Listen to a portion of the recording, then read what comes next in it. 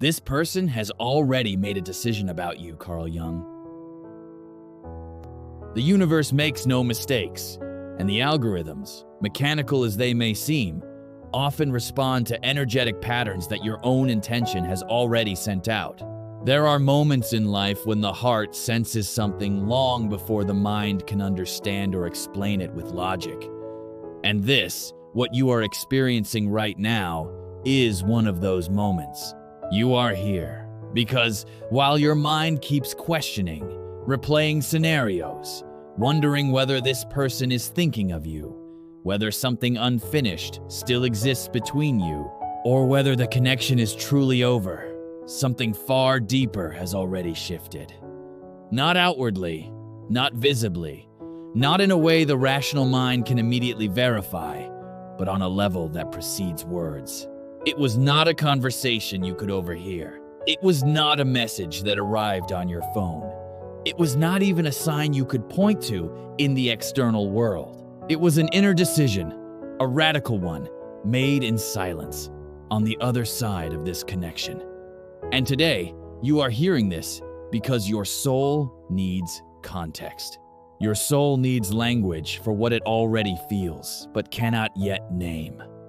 For days, weeks, maybe even months now, you have felt something pressing gently but persistently inside your chest. A strange emotional pressure, a subtle anxiety without a clear object. A sense of waiting, not for something specific, but for something meaningful, as if the story paused mid-sentence and never quite ended. You may wake up in the middle of the night for no obvious reason. You may feel a lump in your throat during ordinary moments. You may feel restless even when life appears calm. This is not a weakness. This is not imagination. This is not emotional dependency. There is a silence that weighs more than any spoken word. And when the soul becomes restless in this way, it is not because of drama. It is because it perceives movement before the mind catches up. Your inner system has detected a change in the frequency of the bond. Just as radar detects a presence long before the eyes can see it on the horizon, your soul has registered something unmistakable. This person is no longer standing where you last left them emotionally. They are no longer suspended in confusion. They are no longer balanced between hesitation and avoidance. They are no longer living in that gray space where everything felt possible, yet nothing moved. There was a moment, recently, perhaps late at night, perhaps in total solitude, perhaps staring into nothingness, when this person could no longer outrun themselves. At that moment, they stopped distracting themselves. They stopped rationalizing. They stopped pretending neutrality. And they chose, not from ego, not from loneliness, not from fear of being alone, but from something much older, much deeper. Carl Jung once said, "Until you make the unconscious conscious, it will direct your life and you will call it fate." What happened recently is that something unconscious became impossible to ignore. When two souls are meant to evolve through each other, they can resist for a time. They can build walls. They can go quiet. They can distance themselves physically and emotionally. They can convince the world and even themselves that indifference exists. But there is a saturation point, a point where the energy of denial becomes heavier than the truth itself. That point has already been crossed. You feel it because you are connected beyond words, beyond logic, beyond proximity. Physical distance does not matter. Time without contact does not matter. What was said or left unsaid does not matter. Invisible bonds are not severed by silence. When a decision is made from the depth of being, the other soul perceives it instinctively, even without proof. That is why memories of this person arise without warning. That is why their voice appears in your mind while you are focused on something else. That is why dreams bring them back with such clarity it feels almost physical. This is not an obsession. It resonates. Many people believe destined connections are soft, easy, and romantic from the beginning. But real soul connections are disruptive. They dismantle illusions. They pull buried fears to the surface. They accelerate growth. Jung described this kind of encounter perfectly when he said, "One does not become enlightened by imagining figures of light, but by making the darkness conscious." This person had to confront their darkness away from you. They had to look into themselves without distraction, without masks, without excuses. They had to decide whether they would keep running from their own truth or finally face it. You may have believed nothing was changing. That indecision still ruled them. That everything was frozen in place. But inner decisions are silent. And once a decision is made, on the level of the soul, the physical world always follows. After a delay, this message is not here to trap you in waiting. It is here to clarify your intuition. Because silence does not always mean rejection. Sometimes it means preparation. Sometimes it means restructuring. Sometimes it means courage gathering itself quietly. Notice what happens in your body as you hear this. Do not analyze. Feel. The body never lies. If you feel calm mixed with anticipation, it is recognition. If tears rise, something is released. If tension softens, an old wound is being touched gently. You are not waiting for someone who is unsure. You are inside a sacred process where energies are realigning so that what has already been decided can emerge in the right form at the right time. Not always how the ego imagines, not always when impatience demands, but always in the way the soul requires.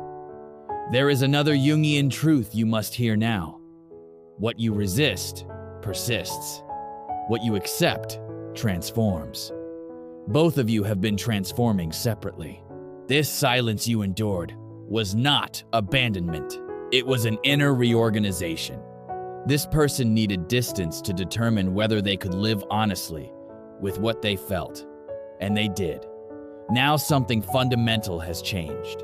Pause for a moment and stay with the feeling that has just surfaced, because now we move deeper into the anatomy of the silence itself. The silence that confused you, the silence that hurt you, the silence that made you question your worth, your intuition, and sometimes even your sanity. In a world addicted to immediacy, silence is almost always misread. We are taught, implicitly and relentlessly, that interest equals action, that love equals visibility, that care equals constant communication. So when silence appears, the mind rushes to fill the gap with stories. Stories of rejection, stories of replacement, stories of endings that were never clearly spoken but deeply feared. Yet in connections that are not superficial, silence is rarely empty. It is dense. It is active. It is often unbearable precisely because so much is happening underneath it. This person did not withdraw lightly. This was not an impulsive disappearance or a careless fading away.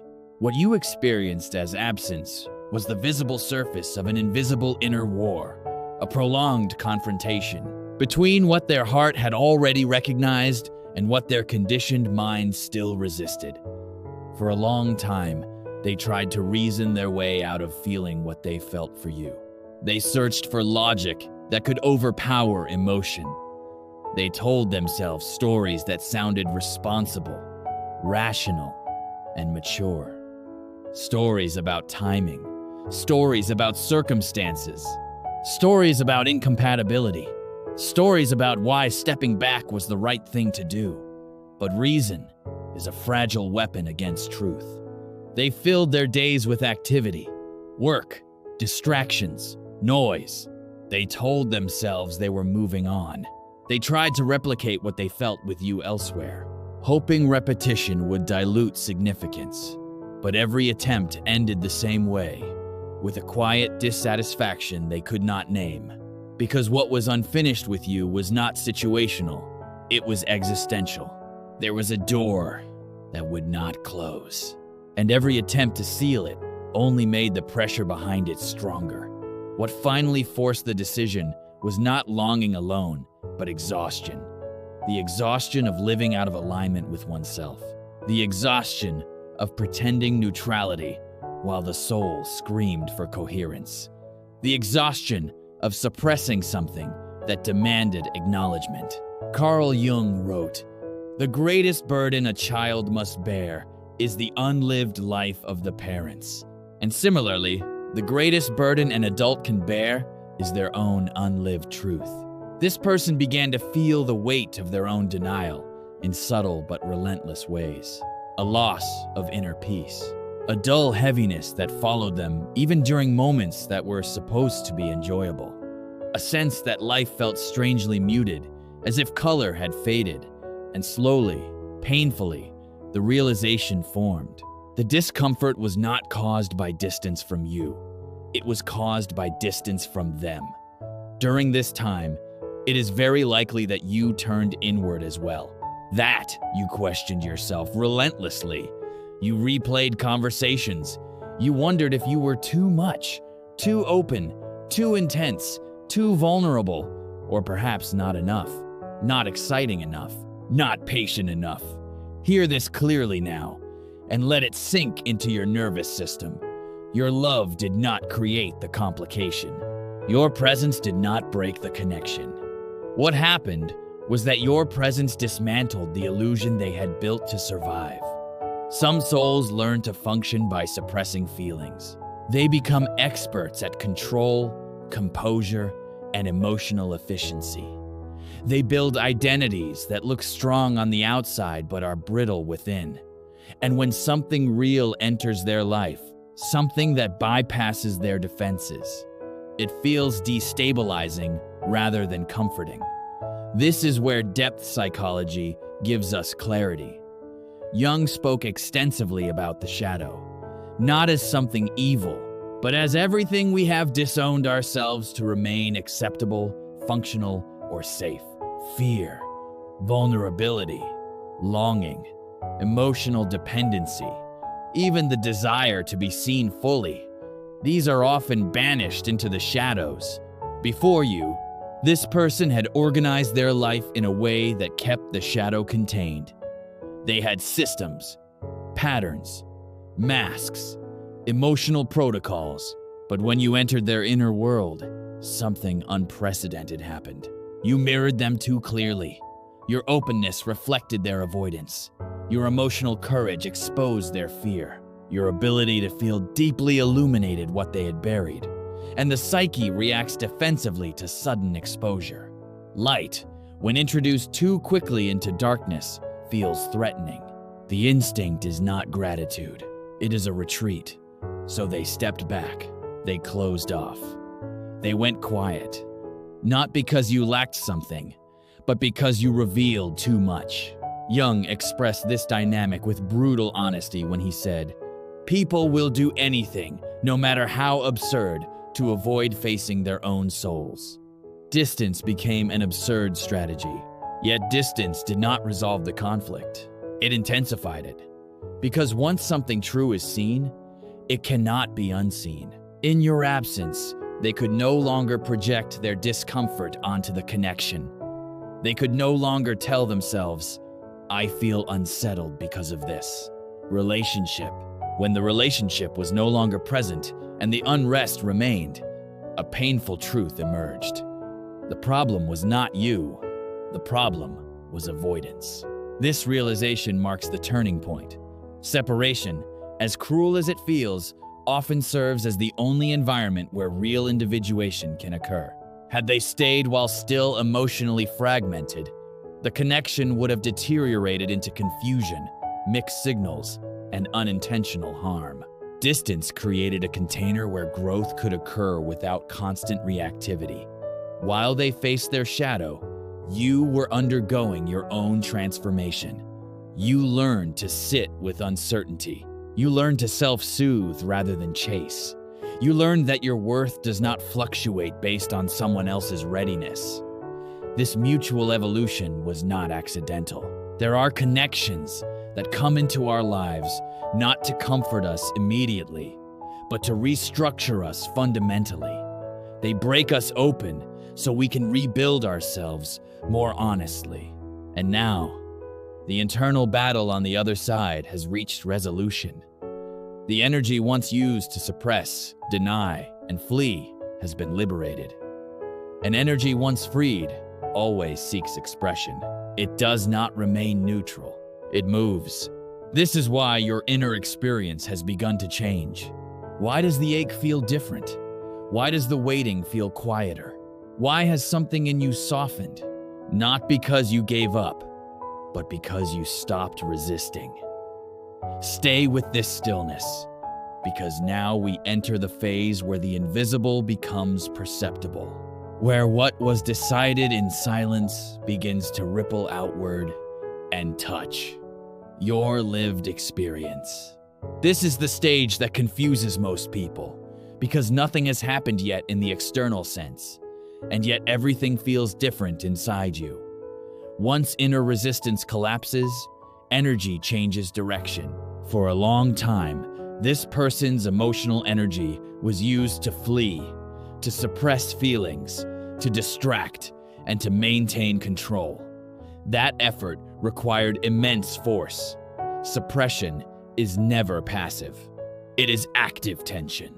And when that tension dissolves, the released energy does not vanish. It moves. It begins to seek. And because this connection exists beyond physical proximity, the first place this energy arrives is not your phone or your inbox. It arrives in your body. This is why you may have noticed sudden emotional waves that feel out of context. Moments where sadness rises without a clear cause, or a sharp longing that appears while you are otherwise calm, or even unexpected warmth, peace, or tenderness that brings tears to your eyes for no rational reason. These are not mood swings. They are transmissions. When the ego loosens its grip on control, emotional boundaries become porous. What you are experiencing is empathic resonance. Your nervous system responds to emotional material that does not originate solely from you. This is not a mystical fantasy.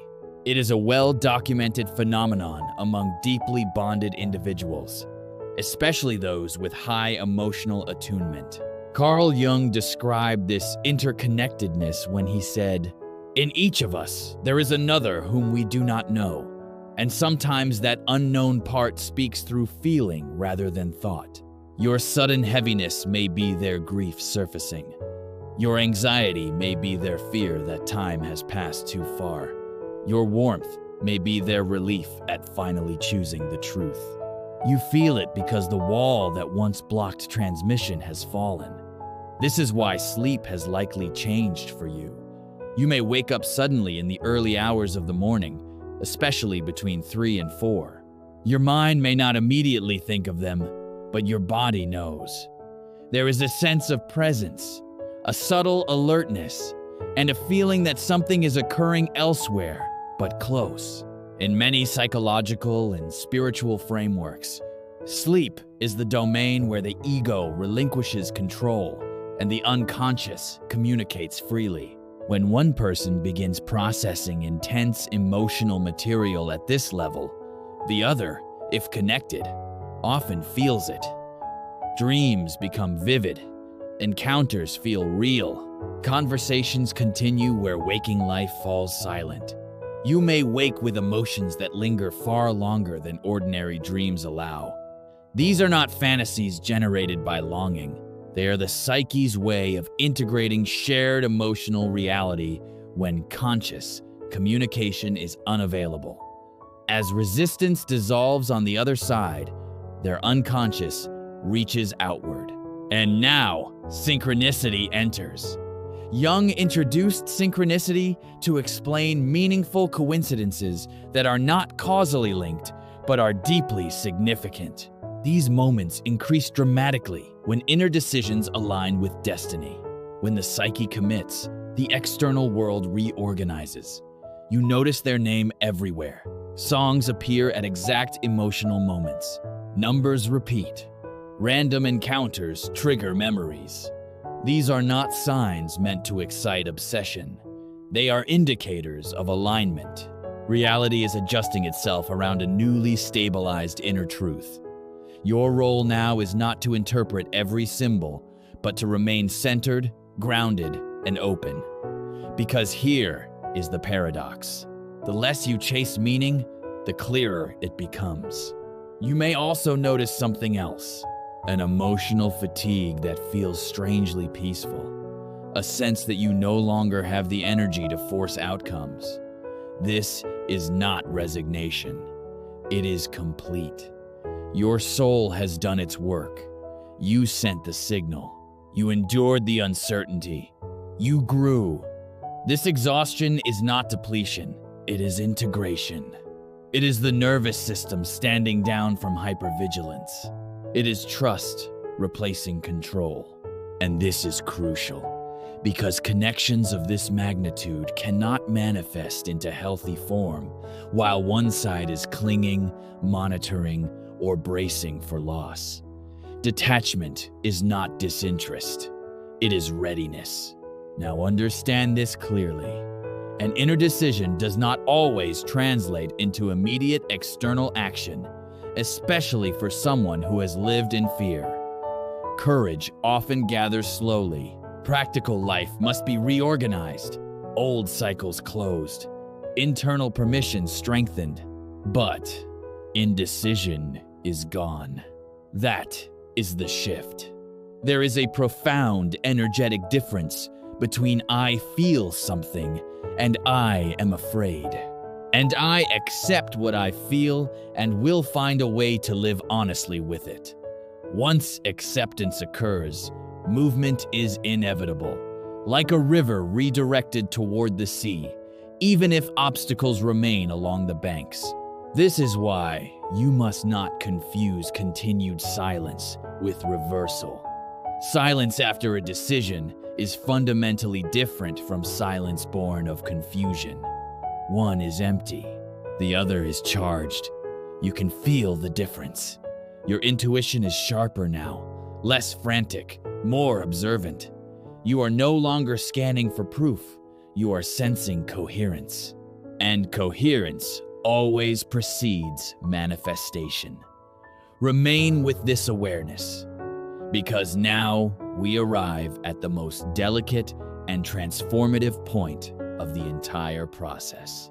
This is the moment where fear no longer governs the connection, not because fear disappears, but because it loses authority.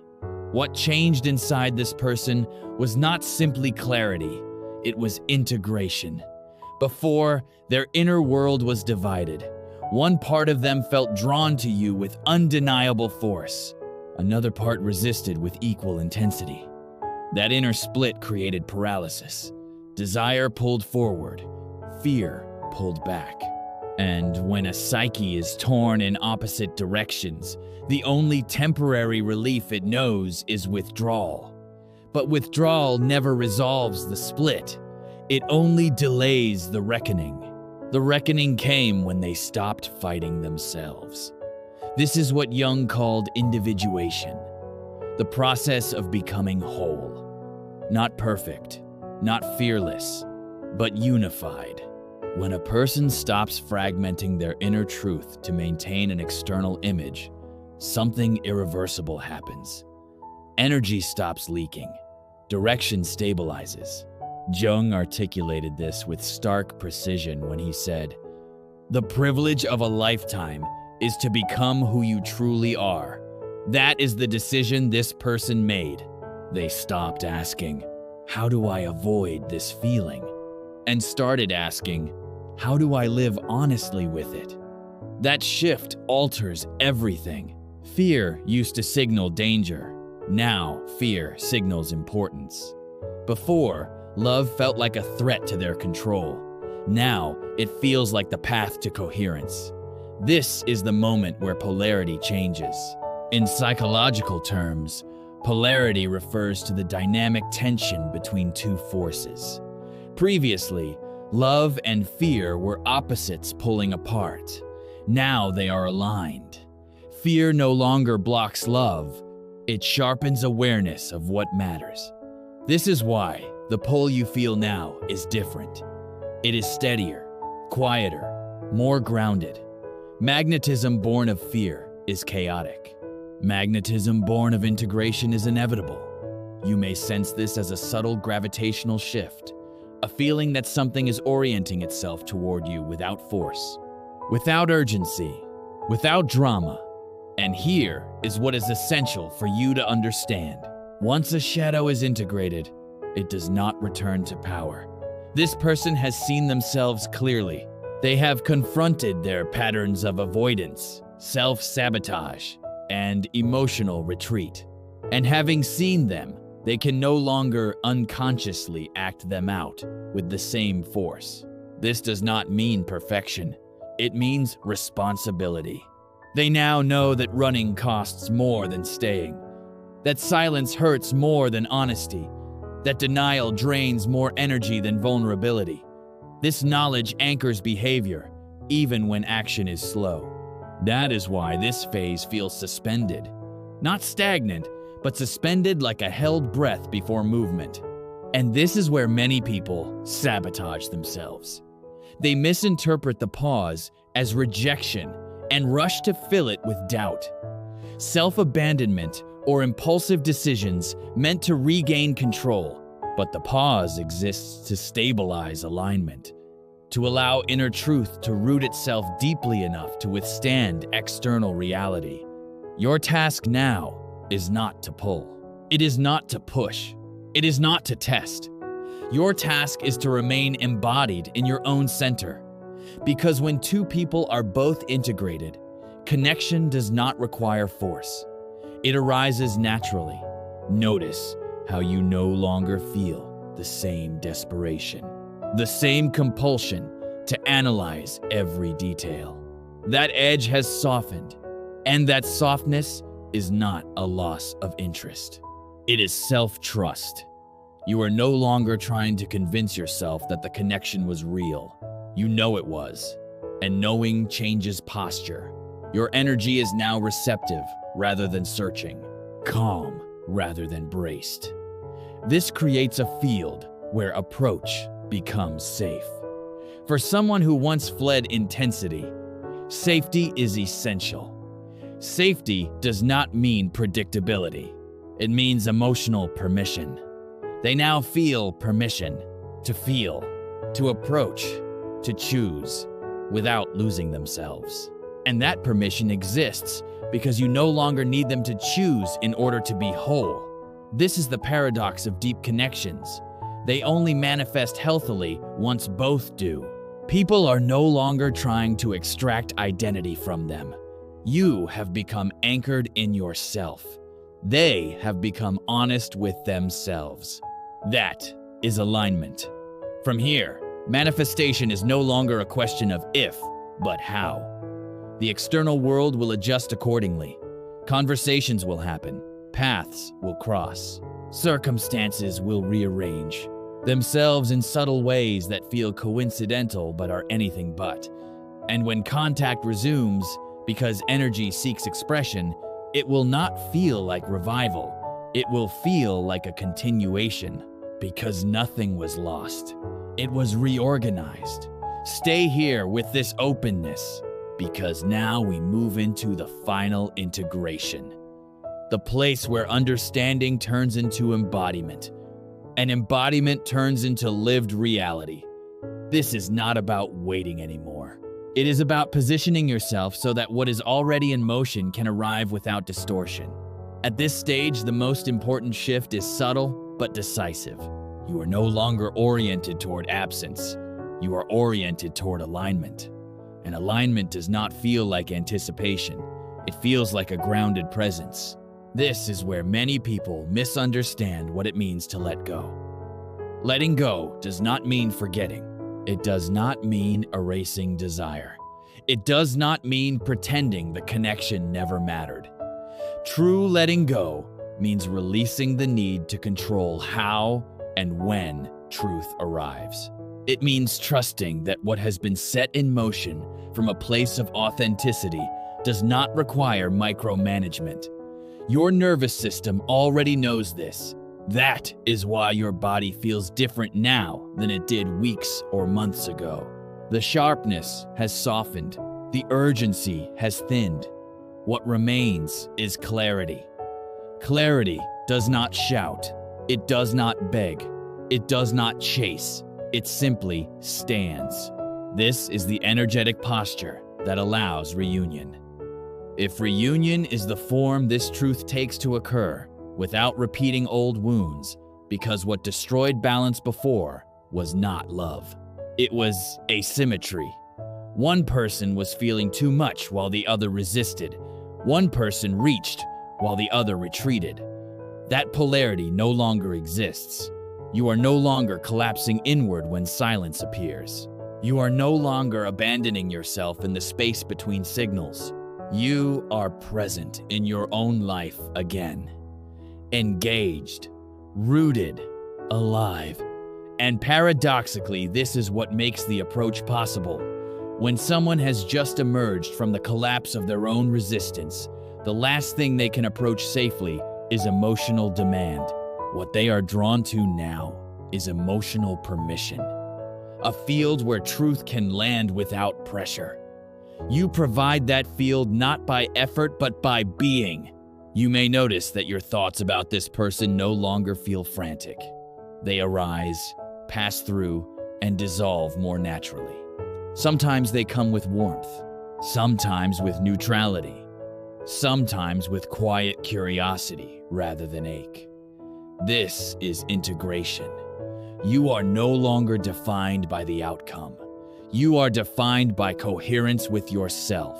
Carl Jung captured this state beautifully when he said, "Wholeness is not achieved by cutting off a portion of one's being, but by integration of the contraries." You are no longer choosing between hope and attachment. You are holding both. Now let us speak honestly about what happens next. Without fantasy, without fear. When inner truth seeks expression, it does so in the simplest available form. That form may be a message. It may be an encounter. It may be a conversation that feels oddly natural, as if it has been continuing all along beneath the surface. But it will not arrive with chaos. It will arrive with a strange normalcy. That is often how you know it is real. No dramatic declarations, no overwhelming emotion, just sincerity. And that sincerity may feel almost understated compared to the intensity of what preceded it. This can be disorienting if you expect fireworks. But depth does not announce itself loudly. It stabilizes. If and when communication resumes, notice how different it feels. The tone will be grounded, less defensive, less performative. There will be a sense of ownership in their words. An I that was previously absent. Not excuses, not ambiguity, presence. And here is the most important part. You are not responsible for carrying this connection anymore. You no longer need to interpret signs obsessively. You no longer need to hold space for someone else's indecision. You no longer need to shrink or amplify yourself to maintain interest. You are complete as you are. If the connection manifests forward, it will do so because both sides can now meet without fragmentation. And if it does not take the form your mind once imagined, you will still not lose yourself. Because what this process ultimately gave you was something far more valuable than an outcome. It gave you sovereignty. You now know that your intuition is real, that your depth is not a flaw, that silence is not always rejection, and that love does not disappear simply because it goes quiet. This knowledge cannot be unlearned. From this place, your life expands regardless. New connections feel different. Boundaries feel natural. You are no longer bargaining for reciprocity. You expect it. And this expectation is calm, not rigid. That is maturity. So if you feel peace now where there used to be tension, trust it. If you feel openness instead of longing, honor it. If you feel that whatever comes next will be survivable, even meaningful, believe that feeling because it is true. What was decided in silence has already altered the trajectory. What remains is simply timing. Timing that does not belong to fear or impatience, but to alignment. You are not behind. You are not missing anything. You are exactly where you need to be. And whatever steps forward, whether reunion, resolution, or redirection, will meet you here, whole and standing, not waiting on the ground. Stay present. Stay embodied. Stay true. Nothing real is lost. Now, this is about anchoring truth so deeply that it no longer wavers when the outer world shifts. This is the final settling of the soul after a long internal journey. At this point, something essential has already changed inside you. You no longer feel like someone standing outside life, waiting for permission to enter it. You are inside your own existence. Again, breathing, choosing, living. And that is not a small thing. That is the quiet victory most people never reach. There is a subtle dignity that emerges after profound emotional work, a stillness that does not need reassurance, a self-respect that does not announce itself. You may notice that you are less interested in explaining yourself to others, less inclined to justify your feelings or your past. This is not withdrawal. This is integration. You are no longer fractured between longing and pride, between hope and self-protection. Those opposites have met and merged. And when inner conflict resolves, the external world stops feeling hostile. This is why you may suddenly feel more present in ordinary moments. Colors seem sharper. Music lands deeper. Silence feels less threatening. Life is no longer a backdrop for waiting. It is happening now. This shift is crucial because love that arrives after such transformation does not come to rescue you. It comes to meet you, and that distinction changes everything. If contact resumes, you will not feel the need to overperform. You will not abandon your rhythm to accommodate uncertainty. You will listen more than you speak. You will feel whether the energy matches your grounded state. And if it does not, you will not collapse. You will simply know. This is emotional adulthood. It is also the moment where destiny stops being dramatic and becomes practical. Destined connections are often romanticized as overwhelming, consuming forces. In reality, when they are healthy, they are stabilizing. They do not pull you out of yourself. They root you more deeply into who you are. That is what this entire process was preparing you for. Not for intensity, for truth. Not for attachment, for reciprocity. Not for fantasy, for presence. Whatever form this connection takes next, whether it moves forward together, resolves peacefully, or transforms into something else entirely, you will not experience it as loss. Because you are no longer outsourcing your sense of meaning. You carry it. And this is why fear has loosened its grip. Fear thrives on dependency. It weakens when autonomy is restored. You are no longer afraid of silence, because silence no longer defines you. You are no longer afraid of endings, because you have already survived one internally and emerged intact. This is why the future feels oddly open. Not certain, but open. And openness is far more powerful than certainty. Certainty demands control. Openness allows life to respond. You may still think of this person. That is natural. Bonds that were real do not dissolve into nothing. They integrate into memory, wisdom, and self-knowledge. But thinking no longer equals suffering. It equals acknowledgement. You can hold someone in your awareness without holding your breath. That is freedom. And from this place, something remarkable happens. You become unavailable for half-truths, for emotional crumbs, for connections that require you to shrink or perform. You no longer chase meaning, you embody it. If love returns, it will recognize you instantly, not because you waited, but because you became unmistakably yourself. And if love takes another form, it will still meet you with respect, because you now expect it. This is the quiet promise of inner work. Nothing authentic bypasses it, and nothing authentic is lost because of it. So continue living. Continue choosing yourself in small, unglamorous ways. Continue listening to your body, your intuition, and your inner rhythm. That is where truth speaks. Now you are no longer asking, will this happen? You are asking, does this align with who I am?